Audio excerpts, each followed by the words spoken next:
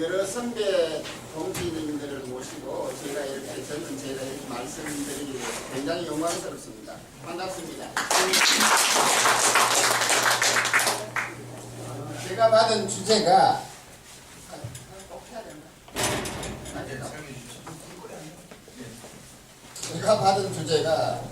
당선이 가능한 선거 전략 전술 뭐 이런 얘기인데요. 오늘 그 주제에 합당한 얘기가 될지는 잘 모르겠습니다. 전 2000년부터 우리 민주당의 실제 그 현장에서 선거운동을 진행해 왔고 한 25년 동안 제가 선거운동 기법이나 통계를 공부해 왔습니다. 지금 현재는 그 모공대에서 젊은 친구들하고 얘기를 나누고 있습니다. 제가 한 여러 얘기들이 우리 선배 동지님들이 현장에서 겪었던 경험치들과 얼마나 합당하게 맞아들지는 잘 모르겠는데 많은 얘기를 나누는 과정에서 같은 좋은 방향이 나왔음 그렇게 생각하고 있습니다. 그 선거운동은 대체로 60, 30, 10 이런 방향으로 지금 얘기를 하고 있습니다. 구도가 60%고 그 다음에 후보자의 자질, 정책, 공약 등등 해서 30%, 나머지는 10%가 한 선거운동 기법, 캠페인에 달려있다 이렇게 지금 얘기들을 일반적으로는 하고 있습니다. 대체로 학계에서도 이런 부분에 통설로 지금 얘기가 되고 있습니다. 60이 구도라는 얘기죠. 고석칠 때 저희들이 운칠지삼 이런 얘기를 하는데 운이 거의 70%를 작용한다는 것입니다. 지금 우리 선거기획단장님이 이런저런 말씀을 하시는 것 가운데 이제 그게 다 들어있는 거죠. 그러니까 대구에서는 아무리 노력을 해도 해결할 수 없는 부분이 너무 많다는 뜻입니다.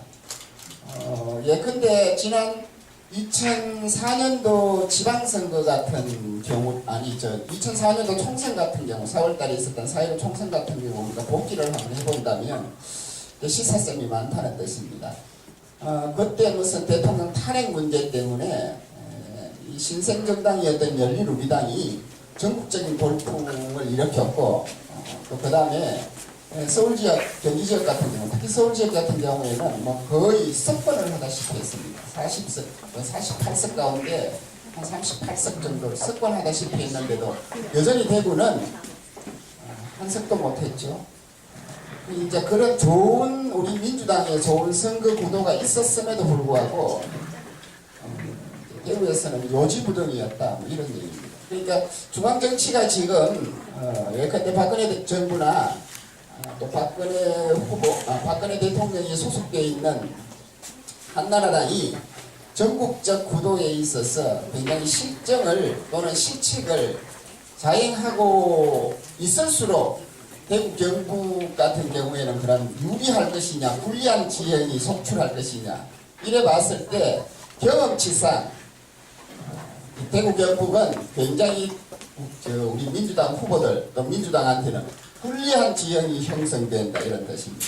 그러니까 전국 지형이 민주당한테 유리하면 우리한테는 오히려 불리하다는 뜻이죠. 우리 후보들은 그런 점에 있어서 좀 차관을 해주셔야 된다 뭐 이런 얘기입니다. 그래서 그때 당시에 우리 민주당 후보들이 전체적으로 범어 내거리에서 삭선이만을 막아주십시오 뭐 이래서 이제 단식 투쟁 들어가고 그랬습니다. 일부 후보들은 단식 투쟁을 하면서 이제 단식 투쟁 동참을 하라 뭐 이런 얘기도 있었는데 일부 후보들은 또 그렇게 하지도 않았어요. 이제 막상 그 선거 운동에 들어가게 되면 이제 각 후보들이 가지고 있는 여러 가지 생각들 때문에 단일한 선거 전선을 갖다가 펼쳐내기가 어렵다, 불가능하다 하는 것도 이제 경험치상 드러났다는 뜻입니다. 과연 이제 민주당 후보 한 사람을 우리 대구 또는 뭐 경북도 마찬가지입니다. 한 사람이라도 당선시키는 게 우리들의 목표인가 아니면 내가 당선되는 게 목표인가 이래 봤을 때는 이게 뭐 우리 민주당 후보는 전국적으로 다 떨어져도 나 혼자는 돼야 되겠다 뭐 이런 이기심이 이제 들어가는 거죠. 후보로서는 이제 민주당 전체로 봐서는 심각한 손실이 있다는 것입니다. 그 전략이 별로 저는 바람직하지 않다고 생각은 했지만 예컨대 뭐 삭슬이만 막아주십시오. 한 사람이라도 당선을 시켜주십시오. 그런 것인데 뭐 어쨌든 그렇게 결론이 났으면 이제 우리 그 12개 지역구 후보들이 전부 다 이제 그런 단일한 노선을 갖고 갔었어야 됐는데 그러지 않았다는 뜻입니다. 예컨대 뭐 어떤 후보는 나는 굶기는 하겠지만 자전거 타고 나는 선거 운동을 하겠다 뭐 이런 뜻입니다. 곳곳에서 그런 현상이 발생했거든요. 별로 의미가 없다는 뜻입니다. 그렇게 하면은 내가 당선될 수 있을 것이라는 자신 또는 주변에 이 부정확한 여러 가지 정보들이 후보들의 귀에 들어가고 후보들은 거기에 이제 솔깃해지는 거죠. 혼수권들은 굉장히 객관적이기도 하지만 굉장히 자기 주관적인 경험치들을 일반화시켜서 나타내는 경우가 너무 많습니다. 후보가 되면 실제로 귀가 굉장히 얇아집니다. 그래서 후보들은 선거운동에 들어가는 순간 귀를 닫아야 됩니다. 어떤 얘기도 듣지 말아야 되는데 그렇게 되지 않죠. 그렇게 되지 않습니다. 그게 우리들의 또 다른 실패 요인 가운데 하나입니다. 뭐 어쨌든 복귀를 하면 아까 그 선거기획단장님이 전국적 상황이 민주당한테 유리해지면 이제 대구 경북은 오히려 불리해진다. 이런 이제 경험치들을 우리는 눈여겨서 문제들을 해결해 나가는 과정에 하나로 잡아가야 됩니다. 저한테 주어진 시간이 많지 않기 때문에 조금씩 제가 좀 빠른 방법으로 안 되는데 이거 어떻게 하면 되지? 지난 선거들은 사실 제가 2000년부터 우리 민주당 선거를 2000년, 2002년, 2004년, 6년 거의 한 2년마다 총선, 대선, 지방선거를 전체적으로 제가 조금씩 도와왔습니다. 그런 과정 속에서 제가 항상 느낀 점이 너무 없다는 뜻입니다. 없다는 게 어떤 한 부분만이 없는 게 아니고 우리한테는 너무 모든 것이 없다는 뜻입니다. 그래서 어쨌든 선거 운동을 진행해 가려면 어쨌든 뭐 우리 선배 이 민주당의 선배 동지 선배님들처럼 이런 이제 이 지속적인 사람이 필요한데 사람이 없는 거죠. 사람이 없는데 그 사람을 보면 사실 이 사람이 있어야 좋은 정책이 나오고 좋은 정책이 있어야 선거에 승리할 수 있고 선거에 승리해야 또다시 이제 자금이 유입되고 자금이 유입돼야 또 좋은 사람을 뽑고 이럴 수 있는데 선거에 지니까 돈이 없고 돈 없으니까 사람 없고 사람 없으니까 정책 없고 정책 없으니까 또 선거에 지고 이런 얘기죠. 적어도 이런 것들 계속 악순환 돼서 반복돼서 나타난다는 현상입니다. 그래서 제가 그때까지 느낀 점들을 이렇게 정돈을 해보면 이런 겁니다. 전략 자체를 우리가 세우지 못하고 이제 선거에 임해왔습니다. 이제 뭐 이 대선이나 또 이제 그 도지사 선거 이런 큰 선거들에 있어서는 자체적인 대구 경북의 전략을 가지고 전략팀이 있어서 전략을 가지고 이렇게 수행하는 것이 아니고 중앙당에서 내려온 이제 이 홍보 지침들을 실행하는 말단 기관의 역할만 이제 해온 거죠. 해왔습니다. 그 다음에 그러다 보니까 대구 경북 자체의 전략을 수립한다는 것은 거의 불가능한 상황입니다. 그래도 뭐 기껏해야 대구 경북 선거대책본부가 수행하는 것은 중앙당의 말단 실행팀으로서만 또는 중앙당에서 유명한 인사들이요, 그 유명한 인사들을 의존하는 역할을 수행하는 것만으로도 급급했습니다. 그러니까 뭐 이게 뭐 선거 자체가 이게 뭐 얘기할 수 없죠. 뭐 우리가 뭐 때문에 졌는지를 전혀 알 수가 없습니다. 그걸 할 수 있어야 졌는지 안 졌는지를 알 수 있는데 그랬다는 뜻입니다. 그래서 전략 자체도 없었습니다, 사실은. 또 우리 지역에 정책을 제대로 만들지도 못했습니다. 제대로가 아니고 아예 만들지도 못했습니다. 한 번도 만들지를 못했어요. 그런 거죠. 그래서 이 모든 게 사람 문제였다는 것입니다. 사람 문제였고 또 그 사람을 적어도 기본적으로 운영할 수 있는 자금의 문제였다는 뜻입니다. 그러다 보니까 항상 선거에는 지고 또 선거에 지니까 요번에도 어쩔 수 없이 또 패배주에 졌고 뭐 이런 거죠. 그러니까 이 충성스러운 우리 동지 선배님들 같은 이런 이 명예심, 이 당에 대한 예당심 이런 거 하나를 버틴 거죠. 수십 년. 근데 이 젊은 친구들한테는 그걸 요구를 할 수가 없습니다. 그러니까 민주당이 점차적으로 이제 이 패배의 나락으로 빠져들어갈 수밖에 없었습니다.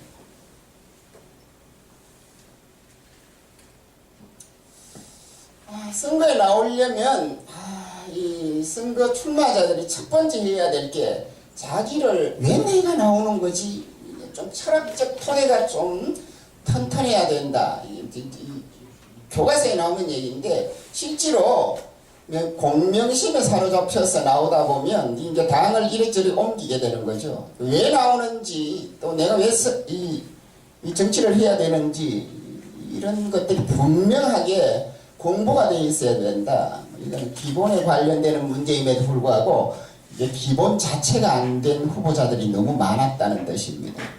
예컨대 중요한 게 바로 이제 박명재 지금 포항 남울릉에서 요번에 보궐선거로 당선된 국회의원이죠.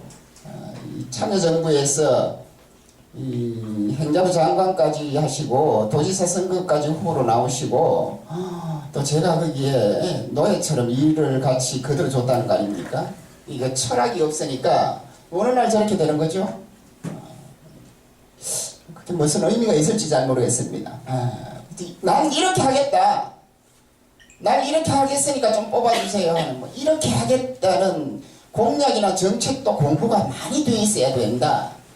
당연히 그렇겠죠. 그러면은 내가 이렇게 하고 나면 우리 지역은 이렇게 된다 하는 비전도 제대로 전달을 해줄 수 있어야 된다. 이제 이렇게 되는 거는 선거에 있어서 가장 중요한 게 조직, 자금 이렇게 말씀들을 많이 하는데 전 그렇게 생각하지는 않습니다. 시간이 가장 중요하다 이런 얘기입니다. 이 시간을 가지고 이런 점들을 철저하게 공부하고 연구해 두지 않으면 설사 그 사람이 당선된다고 하더라도 우리 사회에 대한 이제 희망은 기대하기 어렵다고 저는 생각합니다. 기본적으로 후보가 나오신 분은 통계적으로 이런 부분들을 명료하게 연구되어 있어야 됩니다. 지금은 이게 제가 크게 나눠서 이랬는데 이게 이제 지금 이 얘기를 지방선거 가운데 구의원 중심으로 지금 제가 진행을 해나갈 겁니다. 그러니까 자기 동네별로 아주 세분해야 해서 이렇게 연령별로 성별로 이렇게 기초 통계들을 그냥 조사만 하면 되는 게 아니고 조사한 가운데 분석을 해야 된다는 뜻입니다. 첫 번째 그 다음에 소득별로도 이렇게 구분을 하고요. 그 다음에 학력별로 이렇게 구분을 해둬야만 우리 지역에 살고 있는 유권자의 성향 가운데 내가 어느 계층을 집중적으로 공략할 것인가를 잡을 수가 있기 때문입니다. 당연히 이제 통계 가운데 선거 통계도 지금 공부를 해 두어야 되는데요. 이게 이제 2002년 지방선거부터 시작해서 제가 이렇게 기초적으로 좀 자료를 갖다가 조사를 해본 겁니다. 18대 대선 같은 경우까지 지금 제가 돼 있는데 이제 요 부분만 한 20%죠. 이 부분만 좀 고민을 좀 해주시기 바랍니다. 하나 우리가 눈여겨봐야 될 거는 이재용, 그 다음에 유시민 이런 사람들입니다. 이런 사람들이 선거에 우리 지방에 우리 지역에 이제 출마했을 때 저 사람들이 얻은 득표율입니다. 이재용 전 장관 또는 관해서 또 유시민 전 장관에 관해서는 뭐 다들 제가 소개를 안 해도 아시겠지만 이 사람들이 나왔을 때도 35% 내외였습니다. 그 40%를 못 넘었다는 얘기죠. 40%를 못 넘었습니다. 이 얘기는 무슨 얘기인가 하면 전국적으로 유명한 사람이 나오더라도 또 전국적으로 대통령감들입니다. 다 대통령감이 나오더라도 대구 지역에서는 35% 내외밖에 안 된다. 그러니까 무슨 얘기가 하면은 무조건 떨어진다는 얘기입니다. 나와서 다 되려고 생각하는 자체가 걸렸다는 얘기죠. 떨어지는 전략을 어떻게 떨어질 것인가를 세워줘야 되는데 당선되는 전략을 세우고 나오면은 이게 달라진다는 뜻입니다. 그러면 이제 전체적으로 막 이제 헷갈리기 시작하는 거죠. 지난 제가 아까 2004년도에 있었던 4.15 총선을 갖다가 제가 모두에 말씀드리면서 했던 얘기가 왜 법원 애거리에서 삭슬이만 주십시오 하고 대구 시민들한테 엎드려서 빌 때도 같이 하지 못했는가 이런 얘기입니다. 그 전략 자체를 제가 동의하지는 않지만 이런 얘기입니다. 유시민이 나와도 떨어지는데 니는 될 수 있겠나 뭐 이런 고민 좀 해봐야 되는 부분들입니다. 지난 2008년 5회 지방선거 기초의회 정당별 분석입니다. 2인 선거구에서 한나라당 70, 우리 민주당이 4명이 당선됐습니다. 4명이 당선됐는데 저것도 비례대표까지 합쳤어죠. 참담한 상황입니다. 무소속 친박연합 전부 다 한나라당이라고 봐야 되죠. 조금 고민을 해보시. 3인 선거구가 조정됐습니까? 완전히. 예, 요거 3인 선거구만 중심으로 제가 2인 선거구 중 한나라당이 1명 당선된 지역입니다. 무소속이라고 되어 있는 동구라 제일 윗부분이요. 저것도 무소속이긴 하지만 한나라당 공천을 못 받았다고 봐야 되죠. 그러니까 한나라당이라고 봐야 됩니다. 그리고 어쨌든 한나라당이라는 정당명으로 당선되지 않았다는 것은 굉장히 의미가 있다는 뜻입니다. 그러니까 인물론으로 승부를 하면 저 지역구도 한번 해볼 만은 하다 뭐 그런 얘기죠. 한번 해볼 만은 하다 뭐 이런 얘기입니다. 그래서 이제 그런 의미에서 무소속으로 1명 당선된 한나라당이 1명 당선된 지역은 좀 눈여겨봐야 된다. 수성라 같은 경우에는 진보신당이 됐죠. 이런 지역은 한나라당이 이렇게 난립을 하는 경우입니다. 난립을 하는 경우.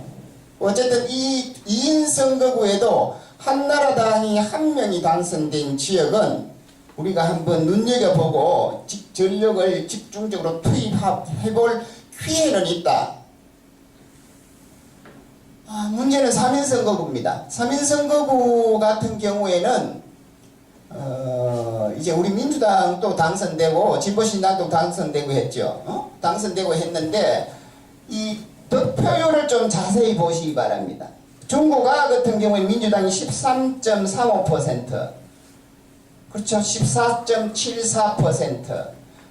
동구가가 한나라당이 3명 다 당선됐는데 13%, 뭐 이런 얘기입니다. 그러니까 한 15% 내외 또는 15% 그 다음에 20% 수성다 같은 경우에는 3명밖에 안 나왔기 때문에 이래 된 지역 아닙니까? 한번 붙어볼 만하죠. 우리 그 민주당 후보들이. 예. 어쨌든 15% 내지 20%만 득표를 하면은 당선될 수 있다는 뜻입니다.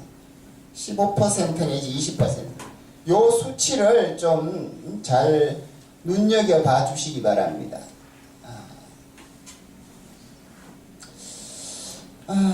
그러니까 제가 지금 좀 이따 다시 한번 자세하게 설명을 드리겠지만 보통 선거전에 들어가면 그 후보들이나 캠프에서 지금 하는 작전이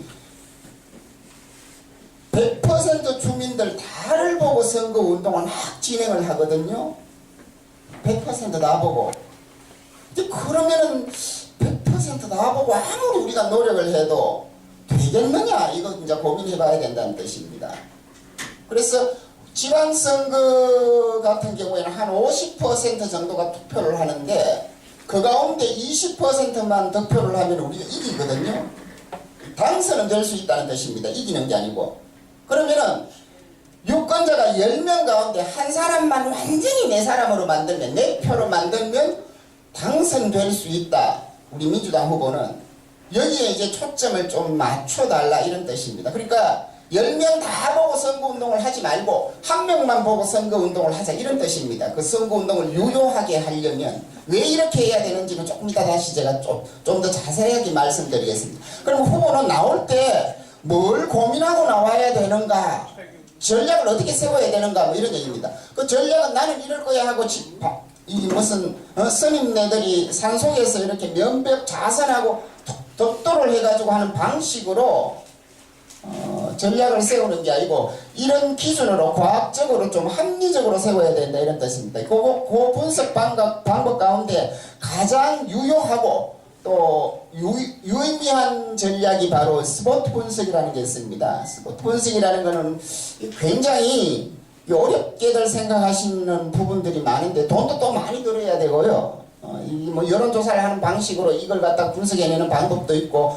표적조사하는 방식도 있고 여러 방식이 있는데, 근데 오랫동안 그 지역에 살면서 내가 출마를 해야 되겠다고 생각하신 분들이라면 틀림없이 이건 혼자서 곰곰이 며칠 시간을 내서 조사해서 분석하면 이거는 스스로 작성도 할 수 있는 부분입니다. 예컨대 이게 이제 나의 강점이 뭔가 또는 나의 약점은 뭔가, 내한테는 어떤 기회가 있는가, 아니면 내한테 위협적인 요소는 뭔가, 뭐 이런 부분들입니다. 그러니까 예컨대 강점이라는 거는 내가 학력, 그 다음에 내가 가지고 있는 경제력, 그 다음에 내가 소속된 소속 정당, 정치 성향, 인지도, 난 지금 어떤 지지 그룹들을 가지고 있는가, 지세력, 그 다음에 내가 여태까지 40년, 50년 이 지역에서 살면서 어떤 활동을 해왔는가, 또 아니면은 대중들한테 호감을 가질 수 있는 풍신을 가지고 있는가, 뭐 이런 얘기입니다. 난 얼마나 말 재주가 있는가, 뭐 이런 여러 가지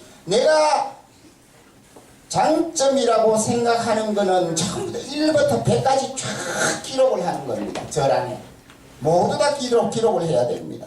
첫 번째, 나는 누구인가부터 이제 해 나가는 거죠. 약점이라는 거는 마찬가지입니다. 내가 가지고 있는 약점이 뭔가 1부터 100까지를 쫙 기록을 합니다. 전부 다 문서화해야 됩니다. 머릿속으로만 생각하시는데 문서화해야 된다는 거. 기회 요인, opportunity라고 하는데 기회 요인이라는 거는 뭔가 하면은, 예컨대 한나라당 같은 경우에는, 새누리당 같은 경우에는 내 정당이 내가 새누리당 소속이라는 것이 오히려 기회가 되거든요. 그러니까 후보의 자질보다 오히려 소속 정당이 훨씬 더 많은 이제 기회가 된다는 뜻입니다. 그러니까 새누리당이나 영남 지역의 새누리당이나 호남 지역의 우리 민주당 후보들이 그 공천 자체의 사활을 목숨을 거는 이유가 거기에 있는 겁니다.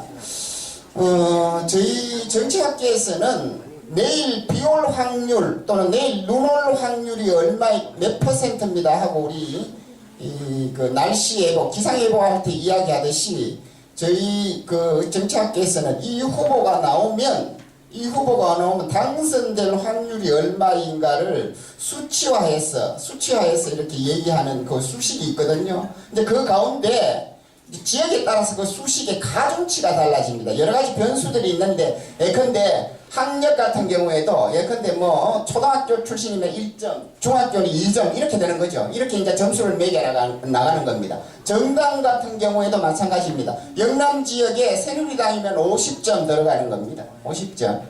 이제 그 다음 영남 지역에 진보라고 자기가 주장하는 사람은 보수라고 주장하는 사람들도 훨씬 가중치가 떨어지게 되는 거죠. 예컨대 그렇습니다. 그 가운데 영남 지역 또는 호남 지역에 저희들이 가중치를 줄 때는 정당 가중치를 50% 줍니다. 정당 가중치를 50% 주는 거죠. 그러니까 민주당 간판 달고 나오는 사람은 1대1로 붙었을 때는 그냥 안 나오는 게 좋다 뭐 이런 뜻입니다. 나오는 게 바보라는 뜻이죠. 이제 우리 노무현 대통령 보고 이제 바보 대통령 하는 얘기가 바로 그 얘기들입니다. 이제 그런 것처럼 중앙당의 지지 자체가 나한테는 큰 기회 요인이 된다. 민주당 후보들이라도 이게 전략적으로 이 사람은 꼭 영남 지역에서 한번 심어봐야 되겠다. 이런 게 있으면 중앙당에서 집중적으로 지원이 들어오거든요. 이제 그게 나한테는 기회라는 거죠. 또 다른 예로는 상대 후보가 예컨대 상대 후보가 바람을 많이 피웠다. 여자 관계가 복잡하다. 뭐 이런 얘기죠. 그건 나한테는 기회입니다. 그렇게 되겠죠. 근데 대신 이제 위험 요인, 나한테 위험 요인이라는 건 어떤 건가 하면, 우리 마누라가 애들을 위해서 위장 전입했다, 또는 부동산 투기했다, 이거는 나한테는 굉장히 위협적인 요소가 되는 겁니다. 이런 요소들을, 피해 요소나 위험 요소들을 갖다가 1부터 100까지 쫙 쓰는 겁니다. 자기에 관련해서 숨김없이 자기가 쫙 기록을 하는 겁니다. 첫 번째 그렇게 해놔놓고, 그 다음 두 번째도 똑같은 방식으로 상대 후보를 이렇게 이제 기록을 해 들어가는 겁니다. 그러니까 상대 후보와 나와의 관계를 갖다가 데이터를 가지고 나한테 장점은 상대방한테 약점이 될 거거든요. 그러니까 동일하게 기록된 부분 전부 지워나가는 겁니다. 전부 이렇게 지워나가면은 정말로 내가 차별화해서 강점으로 내세워야 될 게 무언가 하는 것이 드러나게 됩니다. 아주 눈에 선명하게 드러납니다. 선명하게 드러나면 그 요인들을 가지고 공통 요소를 끄집어내고, 그 공통 요소들을 잘 언어적으로 잘 포장해가지고 전략을 만드는 겁니다. 그래야 전략이 나오는 겁니다. 그 전략은 어떻게 만들어지느냐 하면, 아까처럼 이 인구 통계학적인 분석, 그 다음에 역대 선거 관련 통계 분석, 그 다음에 요 스포트 분석, 요 세 가지를 가지고 전략을 만든다는 뜻입니다. 머릿속에 가만히 그냥 고민해가지고 만들어지는 게 전략이 아니고, 이렇게 좀 자료를 가지고 해야 된다, 이런 뜻입니다.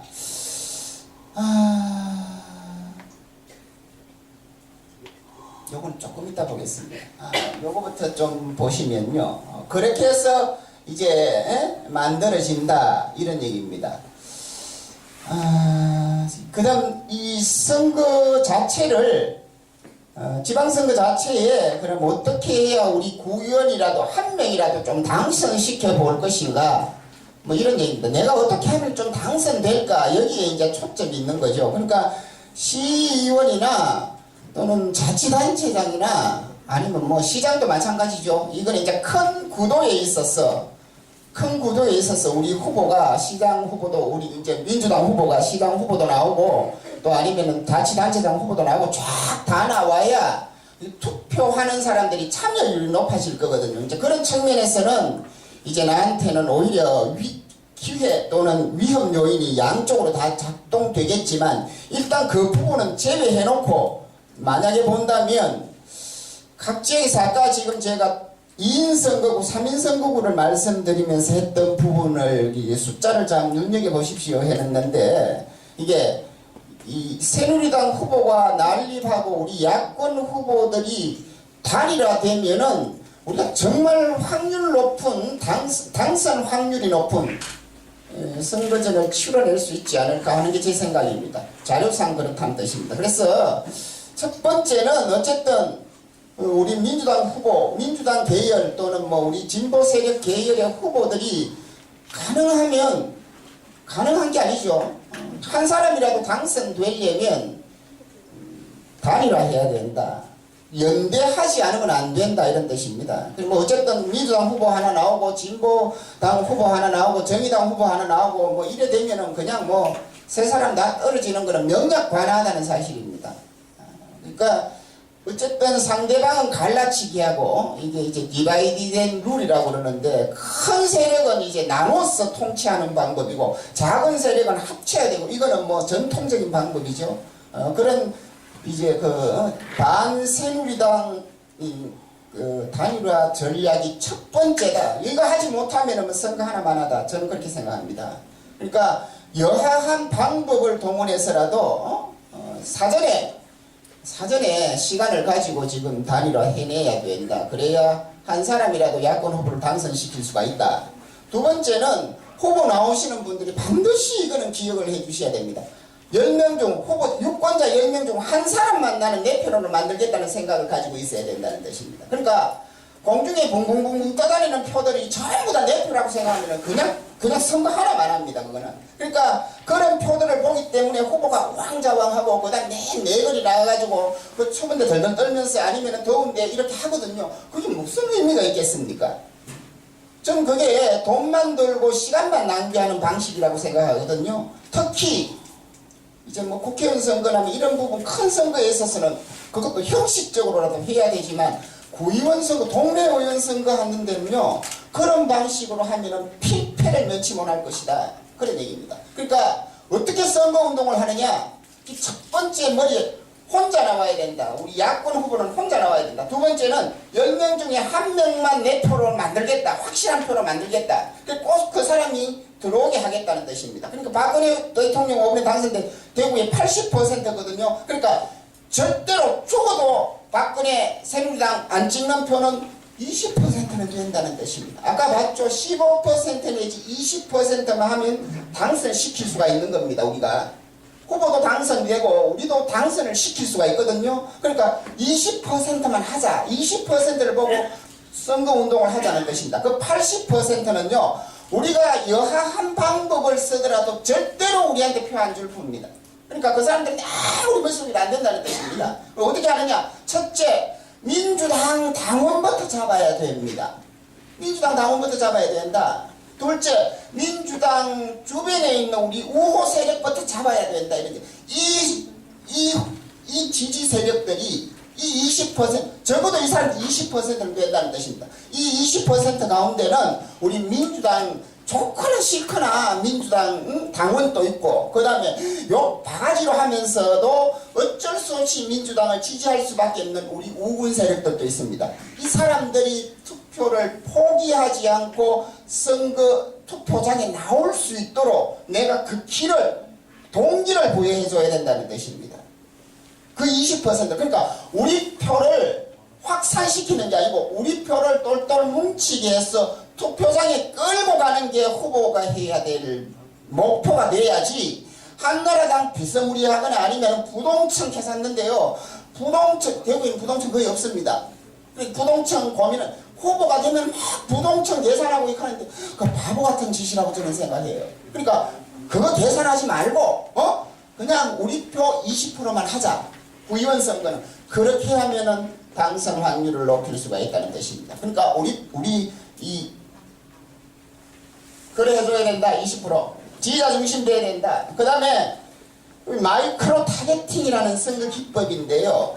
오바마 대통령이 이런 방식으로 했습니다. 이게 이제 빅데이터하고 이제 복잡해지는 여러 가지 이론들이 있는데 제가 쉽게 설명하면 이렇습니다. 옛날에는 편지를 하거나 유권자들한테 공고문을 보내거나 아니면 뭐 개인적으로 편지를 보내거나 아니면 메일을 보내거나 할 때 어떤 방식으로 보냈는가 하면은 내가 문안을 이렇게 멋지게 하나 작성을 해요.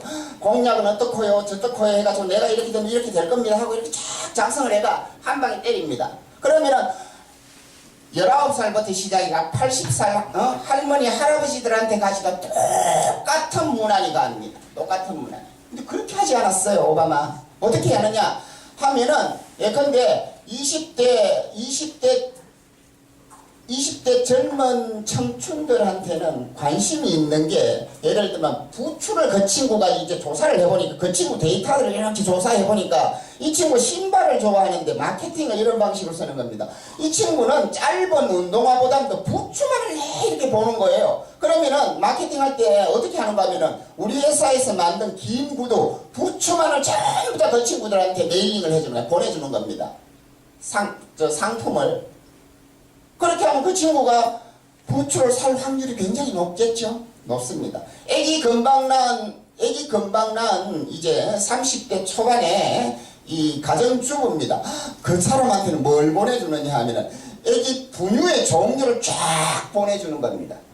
기저귀 종류만 보내주는 거예요. 그 친구한테 무슨 뭐 부추 이런 상품은 안 보내주는 겁니다. 예컨대 이런 방법으로 아주 미세하게 마케팅을 갖다가 하는 겁니다. 그걸 마이크로 타겟팅이라고 그래요. 그러니까 나에게 필요한 후보가 나에게 필요한 유권자가 뭘 요구하는가에 따라서 아주 미세하게 분류하고 그 유권자한테 필요한 정보 선거 홍보문만 보내는 겁니다. 그러니까 대학생들한테는 엄마 아빠 이제 고민해서 예컨대 이제 등록금 이런 게 이제 가장 문제가 될 테니까 왜 반값 등록금이 필요한지 전 세계에서 등록금을 우리나라처럼 이렇게 많이 받는 나라가 있는지 없는지 이런 자료 반값 등록금에 관한 자료만 쫙 보내주고 내가 반값 등록금 하겠으니까 날 도와주십시오 그런 뜻이거든요. 그러니까 아주 세분화해서 보내는 겁니다. 그 어르신들한테는 반값 등록금하고는 별로 상관없잖아요. 어떻게 합니까? 그러니까 노인 요양시설 또는 노인 기초노령연금이 우리나라에 왜 이렇게 적게 줄 수밖에 없는지, 이렇게 오랫동안 산업화를 위해서 노력을 했는데도 내가 가지고 있는 게, 내가 지금 국가로부터 받는 게 아무것도 없다는 사실을 갖다가 그런 자료들을 보내주는 겁니다. 아주 세분화해서 그렇게 보내주는 마이크로 타겟팅 기법입니다. 그렇게 해야 된다. 이제 이렇게 하려면은 이제 자료도 많이 필요하고 인력도 필요하겠죠. 그러니까 이게 되겠습니까? 잘 안 될 거라는 얘기입니다. 그럼 어떻게 하느냐? 사거리 마이크로 타겟팅 하는 방법을 저는 이렇게 생각합니다. 사거리 가가지고 인사 이런 거 하지 말자. 돈이 없으니까 인원도 없지 않습니까? 구의원 선거는. 그러니까 어떻게 하느냐? 자기 구에 아침 저녁으로 사거리 가가 운동하는 대신 이렇게 피켓을 잘 만들고 해서 아파트 정문 후문 입구에 가서 거기서 한 사람씩 양쪽에서 인사를 하는 겁니다. 차라리 그렇게 해야 됩니다. 그러니까 구의원, 기초의원 나오고 기초단체장 나오고 시의원 나오고 광역의원 나오고 광역단체장까지 뽑아야 되는데, 그 다음에 뭐 교육위원도 뽑아야 되고 뭐 이렇잖아요. 그러니까 누가 누군지 몰라요. 그러니까 보다 더 세밀하게 지금 선거운동 기법에 들어가야 된다. 보다 더 세밀하게 들어가야 된다. 이런 뜻입니다. 그래서 잊지 말아야 될 것은 나는 내 편 한 명만 잡겠다. 한 명만 잡겠다. 그 다음에 우리 편 중심으로 내가 선거운동을 하겠다. 그 다음에 아주 세분화해서 하겠다. 요거를 꼭 기억하셔야 됩니다. 그래야 작은 인력으로 작은 돈으로 선거운동을 효율적으로 진행할 수 있다. 이런 뜻입니다. 제가 뭐 굳이 말씀드리지 않아도 다들 아시겠지만, 나오려는 사람이 해야 되는 첫 번째는 뭔가 하면은 배우자들이죠. 남편 또는 아내가 전폭적으로 지지하도록 동의를 구해야 됩니다. 제가 몇 번 이렇게 해보면은 후보를 갖다가 사모님으로 바꿨으면 당선시키기가 훨씬 쉬웠을 텐데 뭐 이런 경우도 많거든요. 그러니까 선거는 배우자가 50% 한다. 이거 잊으시면 안 됩니다. 잊으시면 안 됩니다. 가족의 지지가 필요하다는 거. 그 다음에 10가지 좋은 정책 또는 10가지 좋은 공약보다 훌륭한 참모한 사람이 낫다. 이런 선거의 거문이 있거든요. 내가 믿고 맡길 수 있는 유능한 참모를 갖다가 내 곁에 두는 방법입니다. 근데 이게 쉽지 않거든요. 유능하면 돈 많이 줘야 되고 뭐 이렇게 대우를 해줘야 되지 않습니까? 그렇죠? 그러니까 구의원 나오고 시의원 나오면서 그렇게 할 수 있겠습니까? 전 불가능하다고 보거든요. 그럼 어떻게 하느냐, 이런 문제죠. 그래서 이거는 시당 차원에서 문제를 해결해 줘야 된다. 저는 그렇게 생각합니다. 시당에서 유능한 그 전략 또는 홍보 전문가들을 갖다가 확보하고, 이 홍보 전문가들이 이 전체적 작전을 잘 짜서 각 후보들한테 내려주는 방식입니다. 내려주는 방식을 써야 돼요. 그러니까 이게 각 지역구에서 올라오는 각 후보들한테서 올라오는 여러 가지 이제 요구 사항들을 이제 시당에 있는 주요 참모들이 수합해서 그걸 처리해주는 방식입니다. 이게 이제 시당이 저는 이래서 필요하다고 생각하는데, 어쨌든 이건 반드시 필요합니다. 전략이 세워지지 않으면 선거를 갖다가 진행을 할 수 없으니까요. 그 다음에 홍보물입니다. 홍보물 굉장히 중요합니다. 물론 뭐 각 후보들이 사실은 홍보물을 잘 만들려고 이런저런 얘기를 하는데, 또 제가 이 홍보물도 많이 만들어 봤는데, 만들어 보면 후보들이 가지고 있는 생각은 어떤 거 1부터 100까지 쫙 요게놓고 그걸 다 집어넣기를 바랍니다. 집어넣기를 바라거든요. 근데 내한테 선거 공보가 집에 오면은 그걸 갖다가 우리 같은 사람들은 꼼꼼히 이래 보지만은 거의 100% 사람들이 그냥 씹고 집어던집니다. 안 보거든요. 그러니까 그렇게 많이 집어내면 오히려 역효과 난다. 아예 안 보게 만든다. 어떻게 보게 만들 것인가가 더 중요합니다. 그러니까 지방선거 같이 이게 종합적 동시 지방선거 같이 이게 한꺼번에 많이 오는 경우는 더 중요합니다. 어떻게 기구에 별다르게 만들 것인가, 이런 얘기입니다. 그래서 이걸 전문가들한테 맡겨야지, 전문가들한테 맡기셔야 됩니다. 후보 자체가 막 이렇게 도안하고 그러시는데 이거는 뭐 실패할 확률이 100%다. 자기는 잘 만든다고 만들었지만 실패 100% 한다는 거 잊으시면 안 됩니다. 그러니까 어떻게 만들어야 될 건지는 예컨대 그 대통령 선거를 나는 홍보물 보고 찍었어요. 선택했어요. 없거든요. 없습니다. 광역도지사, 시장 도지사 선거도 나 그거 보고 마음을 바꿨어요. 없습니다. 국회의원 선거도 거의 없습니다. 근데 밑으로 동시지방선거처럼 이렇게 밑으로 내려가면 어떻게 되느냐, 그 사람에 대한 정보를 전혀 모르거든요. 전혀 모르기 때문에 그렇다고 일일이 자기가 인터넷에다가, 물론 요즘 젊은 친구들은 그렇게 하고는 있지만 그 방식으로 하거나, 그렇지 않으면 집에 오는 홍보물을 갖다가 아주 꼼꼼하게 살펴보고 간다는 뜻입니다. 그러니까 잘 만들어야 된다. 저희들이 여론조사를 갖다가 수년간 해봤는데 당신 뭐 보고 후보를 선택했습니까 하는 난에 대통령, 국회의원, 그 다음에 광역도지사, 시장도지사, 그 다음 자치단체장 이래 갔는데 선거의 급이 내려가면 내려갈수록 홍보물 보고 선택했습니다 하는 비율이 높아집니다. 제가 10년 전, 지금 그 이후로는 제가 데이터, 돈이 너무 많이 들어서 여론조사를 해보진 않았는데 10년 전에 통계에 의하면 기초의원 선거에 있어서 홍보물 보고 선택했습니다 하는 비율이 35% 이상 나옵니다. 35% 이상. 그러니까 잘 만들어야 된다. 구의원 선거 나오시는 분들은 정말 홍보물을 잘 만들어야 된다. 홍보물 잘 만드셔야 된다. 홍보물도 그냥 한 방에 전부 해결을 하시는데 명함, 예비 홍보물, 선거 공보, 벽보험이 다 있습니다. 명함도 여러분 이 강들 전부 다 보면 양복 입고 아주 딱딱하게 뭐 이러시는데 이게 충돌하는 지점이 있습니다. 후보들이 보통 보면 멋있게 양복 입고 근엄하게 찍는 걸 요구하고, 홍보 전문가들은, 저희들 같은 홍보 전문가들은 그거 안 된다고 그러거든요. 그래서 선 찌르고 먹고 사오고 그러는데 잘 만드셔야 됩니다. 그리고 네모 반딱하게 만드시는데 꼭 네모 다 주는데, 네모난 홍보물, 이 명함을 다 주는데 그게 또 눈에 띄겠습니까? 고민해봐야 됩니다. 동그랗게도 만들 수 있고 세모로 만들면 안 될까, 뭐 이런 거 고민해 보셔야 된다는 뜻입니다. 다르게 만들어야 된다. 눈에 띄게 만들어야 된다. 차별화도 시키고, 이게 선명성도 부각시키고, 뭐 이런 얘기입니다. 예비 홍보물하고 선거 공보는 다릅니다.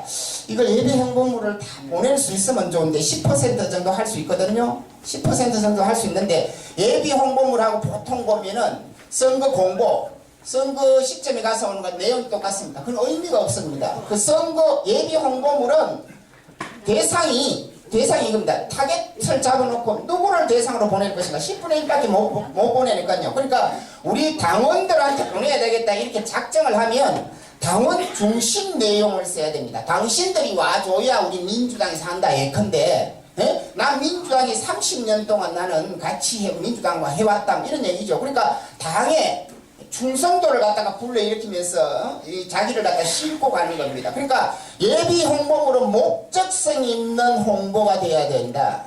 그 다음에 선거 공보는 일반 유권자들을 대상으로 해야 되니까 이 내용이 달라야 된다는 뜻입니다.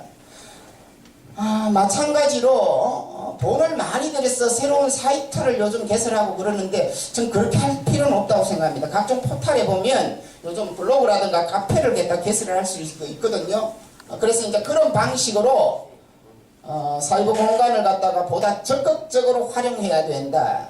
이거는 뭐 건선거 운동에 있어서 최소한 30% 이상의 득표를 갖다가 할 수 있기 때문에 바깥에서 교리 인사하는 만큼 집중해서 해줘야 된다 이런 얘기입니다.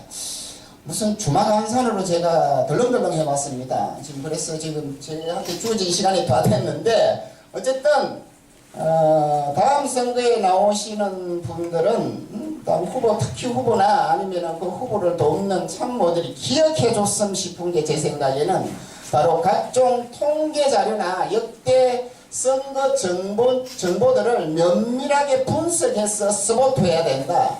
서포트를 하고 난 다음에 작전을 짜되 짠 작전이 반드시 20%를 중심으로 한다. 20%만 득표하면 내가 당선될 수 있다. 100%를 대상으로 선거운동을 할 게 아니고 20% 대상의 선거 전략을 짜야 된다. 그 다음에 내 편을 중심으로 선거운동을 짜야 된다. 그 다음에 아주 미세하게 선거운동 기법도 짜야 된다. 이 점은 꼭 기억해 주셨으면 좋겠습니다. 이상으로 좀 주박안산격이지만 제가 주어진 시간 때문에 마치겠습니다. 혹시 질문사항이 있으시면 제가 다시 받고 그러지 않으면 제가 이상으로 마치겠습니다. 고맙습니다.